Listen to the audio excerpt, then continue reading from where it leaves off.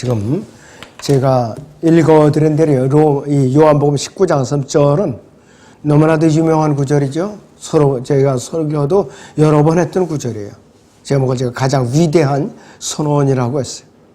세상적으로는 세계 역사를 보면은 선언이라고 하는 것이 굵직굵직한 게 몇 가지가 있었어요. 첫째는 미국의 이제 독립선언이라는 게 있어요. 독립선언. 1776년 7월 4일에 영국의 식민지 상태에 있던 상태에서 동해안 지역으로 중심을 해서 13개 주가 독립을 했어요. 13이라는 숫자가 좋은 숫자는 아니에요. 사탄의 수예요. 자, 이 필라델피아 인디펜던스 홀에서 독립기념을 선언했는데 매년 7월 4일에 기념일을 축제로 이제 즐기고 있는데 이 자유의 여신상을 끌어다 놨죠. 샌프란시스코에다. 별로 좋은 징조가 아니에요, 이것도. 이건 뭐냐면 여신이 함께한다 이것 뜻이에요. 바로. 그 다음에 공산당 선언이라는 게 있었어요. 이것이 1847년에 마르크스 앵겔스에 의해서 초안이 작성되었고 1848년에 공산주의자 동맹으로 이제 확정이 돼갖고 이제 구소련권을 중심으로 해서 공산주의 진영 대 자유주의 진영이 대립을 계속해 왔죠.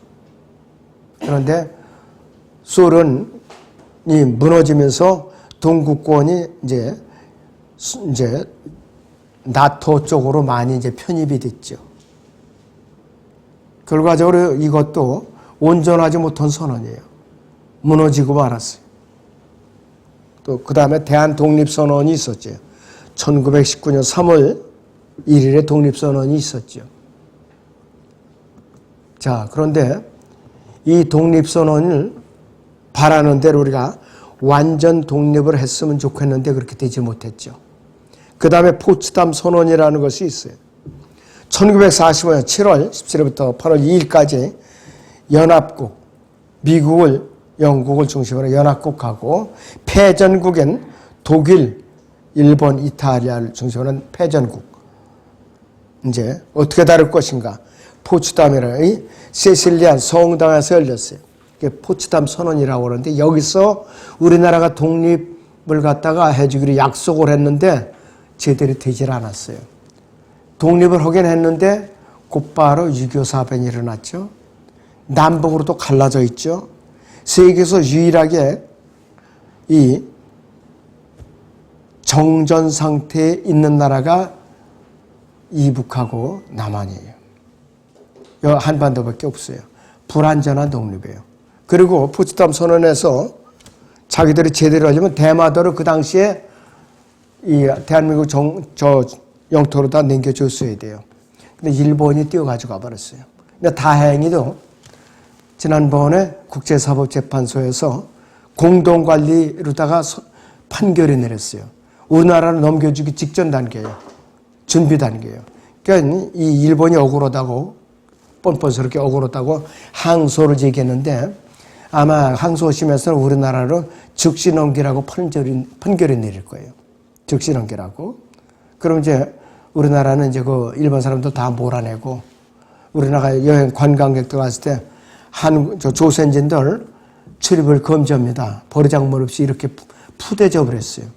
한국인들이 안 가니까 대마도가 완전히 황폐화가 된 거예요. 근데 우리나라 다시 가져오면은 이제 우리나라 멋지게 또 이제 운영을 하면 되죠. 거기다가 일본이 지금 난리가 났어요. 이것 때문에. 대마도를 뺏기게 생겼다고. 원래 조선의 세종대왕 때부터 우리나라 영토예요. 조공을 받아봤고. 그 다음에 또 한 군데가 있어요. 조그마한 섬인데 압록강하고 그 다음에 그 러시아하고 경계에 조그만 녹둔도라는 섬이 있었어요. 러시아 영토로 조금 붙어 있는데 그걸 반환해달라고 지금 우리나라가 국제사법재판소에다가 소송을 제기해놨어요. 그것도 우리나라가 이길 확률이 커요. 자료가 너무나도 명백하니까. 그래서 이제 그렇게 이제 영토가 앞으로 이제 확정될 계획으로 있습니다. 그러니까 포츠담 선언도 강대국들의 이해관계에 따라서 이렇게 돼버린 거예요. 일본은 패전국인데도 불구하고 대마도로 가져가 버리고 미국이 잘못한 거죠, 이것이. 그 다음에 세계 인권선언 1948년 12월 12일에 열렸는데 인권선언대로 지금 뭐든지 안 되고 있죠.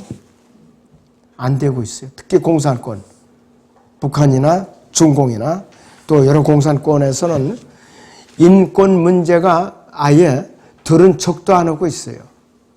인권 문제가. 우리나라도 그 짓을 했어요. 언제? 지난 정권 때. 아주 못된 짓을 다 했는데 인권 탄압한다고 지금 뭐라고 입도를 벌리고 있는데 너무나도 그건 가소로운 짓을 하고 있는 거예요. 그래서 이 세상에 어떠한 선언도 끝까지 지켜질 수도 없고 완벽할 수도 없는 것이에요. 왜? 인간이 한 거기 때문에. 예수님을 함께하지 않은 선언이기 때문에. 자, 본론을 말씀드리면은 가장 위대한 선언은 첫째는 결코 변동되거나 변동될 수 없는 선언이에요, 바로. 본문을 다시 보죠. 요한복음 19장 3절로 봅니다. 그때 예수께서 그 식초를 받으시고 말씀하시기를 다 이뤘다고 하시더니 고개를 떨구시고 숨을 거두시더라 그랬어요. 인간이 창조된 이래에 세상에서 결코 취소되거나 번복되거나 변동될 수 없는 절대적인 선언이에요. 절대적인 선언이에요. 특히 교회 시대의 은혜의 복음을 듣고 성령으로 거듭난 성도의 구원은 결코 취소되거나 변동될 수 없는 육신을 입으신 하나님이신 예수 그리스도께서 갈보리 십자가에서 이뤄놓으신 절대적인 선언이에요. 여러분들은 그 절대적인 선언에 의해서 복음을 듣고 거듭난 사람들이에요. 자, 여러분들이 예수 그리스도의 몸의 지체가 됐어요. 예수 그리스도 너 기분 나빠. 너 나 그 선언 취소할래. 다 이루었다. 너한테는 안 이뤘어. 이럴 수가 없단 말이에요. 미우나 고우나 이제 예수 그리스도 몸의 지체로 들어갔으면 떼어낼 수가 없는 거예요. 그러니까 가장 위대한 선언이에요. 여러분들은 그 위대한 선언 안에 들어와 있는 사람들이. 두 번째는 가장 위대한 선언은 하나님의 피로서 이루어진 선언이에요. 하나님의 피로서. 사도행전 2장 28절에서 그러므로 너희 자신은 조심하고 모든 양떼에게도 그리하라. 이들을 위해 성령께서는 너희를 감독자로 세우셨으며 하나님께서 자신의 피로 사신 하나님의 교회를 돌보게 하셨느니라. 이렇게 말씀하고 있어요. 예수 그리스도는 그분의 보혈로서 아담에서 타락한 죄인들의 죄를 용서해 놓으셨고 누구든지 그분을 개인의 주와 구세주를 믿고 영접하면은 그분의 피로써 혼의 구속을 받는 거예요. 혼의 구속. 에베소 1장 7절에 있는 대로 그 사랑하는 씨 안에서 우리가 그의 은혜의 풍성함을 따라 그의 보혈을 통하여 구속주 죄들이 용서함을 받았느니라. 죄들이 용서를 받았다. 누구의 피해서? 예수 그리스도의 피에 의해서. 그러니까 위대한 선언이에요. 골로새 1장 13절 14절에서도 그분께서 우리를 흑암의 권세로부터 구원했어. 그분이 사랑하는 아들의 왕국으로 옮겨주셨으니 그랬어요. 나라가 아니야 이것이. 영어 킹제임스 성경에 킹덤으로 되어 있어요. 그 부분이 그 영어로 다 보면은 has translated us into the kingdom of his dear son 그래 있어요. 여기서 us라는 말이 뭐라고 되어 있느냐? 우리가 있죠. 이것이 이탈릭체로 이렇게 기울어져 있어요. 원문에. 영어 킹제임스에 기울어져 있어요. 우리도 그 바로 잡아놔야 돼요. 한국 성경에. 그리고 나라도 왕국으로 고쳐놔야 돼요. 여기도. 그 안에서 예수 그리스도 안에서 우리가 그의 보혈을 통하여 구속 곧 죄들의 용서함을 받았느니라 그랬어요. 그분은 단번 속죄를 이루신 분이에요. 성경 히브리서 9장 12절을 보겠습니다. 염소와 송아지의 피로 아니하고 오직 자신의 피로 한 번 성소에 들어가셔서 우리를 위하여 영원한 구속을 이루셨느니라 그랬어요. 두 번, 세 번이야. 영원한. 한 번 성소에 들어가서 영원한 구속을 이루셨다 그랬어요. 위대한 선언이죠. 이 구절마다 전부 다. 우리가 거룩하게 된 것도 또한 위대한 선언이에요. 히브리서 10장 10절 보세요, 여러분들. 성경. 그 뜻에 따라 한 번 예수 그리스도의 몸을 들으심으로 우리가 거룩하게 된 것이라. 이것도 위대한 선언이에요. 엄청난 위대한 선언이에요. 그분께서 부활하신 것도 누구를 위해서 부활하셨느냐? 로마서 4장 25절 보세요, 여러분들. 예수께서는 우리의 범죄함을 인하여 들어지셨고 우리의 의롭게 하심을 인하여 다시 일으켜지셨느니라. 우리를 의롭게 하시고 다시 일으켜지셨다 그랬어요. 이 또한 위대한 선언이에요, 이것이. 두 번, 세 번 재탕이 없어요. 단 한 번에 끝이에요, 전부. 하나님께서 한번 선언하시면은 인간이 어떤 방법으로도 변동시킬 수가 없어요. 번복할 수가 없어요. 취소할 수가 없어요. 하나님의 선언이기 때문에. 자, 그리고 우리가 거듭난 거, 이것도 위대한 선언이에요. 베드로전서 1장 18절, 19절을 보시죠. 베드로전서 1장 23절에 너희가 거듭난 것은 썩어질 씨로 된 것이 아니라 썩지 아니할 씨로 된 것이 살아있고 영원이거나 하나님의 말씀으로 되었느니라 그랬어요. 너희가 거듭난 거. 구구절절이다 위대한 선언이에요. 위대한 선언. 위대한 선언이에요. 자, 그리고 또 가장 위대한 선언이 세 번째 이유는 무엇인가? 하나님의 영인 성경으로 기록되어서 문서로 전해져 있는 성경이기 때문에 가장 위대한 선언이에요. 바로 베드로서 1장 20절 21절에 보면 먼저 이것을 알지니 성경의 어떤 예언도 사사로이 해석할 것이 아니니 예언은 예전에 사람의 뜻에서 나오는 것이 아니요 오직 하나님의 거룩한 사람들이 성령으로 감동을 받아 말한 것이니라 그랬어요. 그렇기 때문에 아무도 바꾸거나 거부할 수 없는 절대적인 선언이에요. 오타가 나는데 절대적인 선언이에요. 성령으로 기록돼서 문서로 전해지고 있는 성경이기 때문에 가장 위대한 선언이에요. 세상에는 선언은 얼마든지 변경할 수 있고 폐기할 수도 있고 불태워버릴 수도 있지만은 하나님의 선언은 그렇게 할 수가 없는 거예요. 그렇기 때문에 위대한 선언이에요. 그렇기 때문에. 그리고 가장 위대한 선언의 이유가 네 번째는 세상에서 가장 널리 알려졌을 뿐만 아니라 많이 읽혀졌고 보급되고 있는 책 중에 책이기 때문에 위대한 선언이에요. 디모데후서 13장 16절 17절을 거기 보세요. 같이. 모든 성경은 하나님의 영감으로 주어진 것으로 교리와 책망과 바로잡음과 의로 훈육하게 유익하니 그랬어요. 이는 하나님은 사람이 온전하게 되면 모든 선한 일에 철저히 구비되게 하람이니라 그랬어요. 철저히 구비되게. 이 위대한 선언에 따라서 지금까지 거의 200개 언어 정도로 번역이 됐어요. 15권 이상의 보급이 됐어요. 그리고 읽혀지고 있고 모든 책들 중에 가장 많이 보급되어 있을 뿐만 아니라 지금까지 이 세상에 출간되었던 모든 책들 중에 베스트셀러예요. 그러니까 성경에다가 어느 분은 왕관을 씌워놨더라고요. 책 중에 책이라고. 자, 그래서 가장 위대한 선언이 기록된 성경은 이 세상에 어떤 사람들을 폐기할 수가 없어요. 취소할 수 없어요. 왜 그런가? 결정적인 이유가 있죠. 이 위대한 선언이 셋째 하늘에 보존되어 있거든요. 셋째 하늘에. 시편 119편 89편을 봅니다. 성경. 오 주여 주의 말씀은 영원히 하늘에 세워졌나이다 그랬어요. 이 세상 사람들이 아무리 폐기하려고 애를 써도 하늘에서 세워놓으셨기 때문에 하늘에다 보존했기 때문에 없앨 수가 없고 취소도 할 수가 없고 번복하거나 변개시킬 수가 없어요. 뿐만 아니라 시편 138편 2절을 봅니다.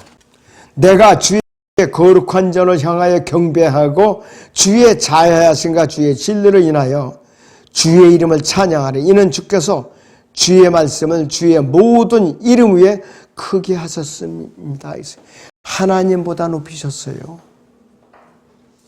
그분께서 선언하신 성령으로 기록된 말씀이 하나님보다 높이셨어요.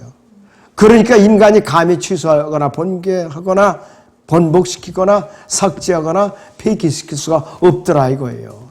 이러한 이유 때문에. 그래서 이 세상뿐만 아니라 온 우주에서도 가장 위대한 선언이 있을 수밖에 없어요. 저희는 저나 여러분들은 그 위대한 선언에 의해서 기록된 문서를 통해서 복음을 듣고 예수 그리스도를 개인의 주와 구세주를 믿고 영접해서 생명체에 기록이 됐죠. 하나님의 자녀로 입양이 됐죠. 공동상수가 됐죠. 약속된 신부로서 인침을 받았죠. 그리고 우리는 안에 성령으로 하나님을 모시고 사는 사람들이에요. 공동상수자예요. 뭐가 아쉬울 것이 있어요. 눈에 보이는 물질적인 욕심을 끝까지 찾아다니면 그 사람을 비참하게 돼요.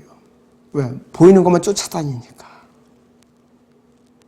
사도 바울을 비롯해서 지금까지 박해를 받아온 믿음의 선진들이 세상적으로 형통한 것이 기록이 있던가요? 아무도 없어요. 스테판도 복음을 전하고 돌에 맞아 죽었지요. 돌무더기 쌓여서 죽었어요.